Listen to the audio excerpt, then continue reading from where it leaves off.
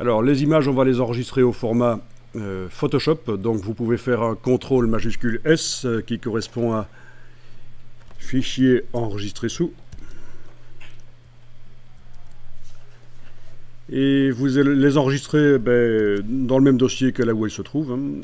Sauf que ici, format, vous allez choisir le format qui est tout au-dessus de la liste, le format Photoshop.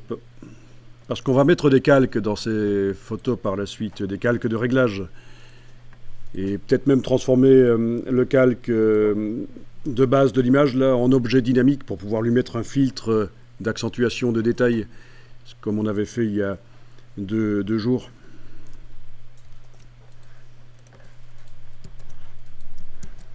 Donc les 3 images au format Photoshop. Alors si vous aviez plein d'images, des dizaines, voire même des centaines, évidemment Photoshop peut faire ça pour vous. Vous pouvez, grâce au script, lui indiquer un dossier qui va contenir les centaines d'images JPEG ou PNG ou les deux, même format mélangé. Et il va tout seul vous transformer tout ça dans un autre dossier, il va vous faire des versions Photoshop. Ici on n'avait que 3 images, donc on peut le faire manuellement, on ne perd pas de temps, mais retenez bien évidemment que si vous avez des centaines d'images à traiter, il faut commencer à penser aux automatismes et aller voir les scripts de Photoshop qui peuvent vous faire le travail pour vous. Donc on vient d'enregistrer les images au format Photoshop, ce sont les images Photoshop qui sont là ouvertes. Elles terminent bien par .psd, vous voyez l'extension sur votre PC ou vous ne voyez pas l'extension au bout du nom?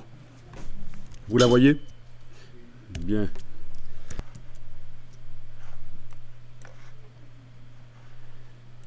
Donc dans le dossier, pour éviter de s'embrouiller, je vous conseille de jeter les versions JPEG ou PNG et de ne garder que les versions PSD.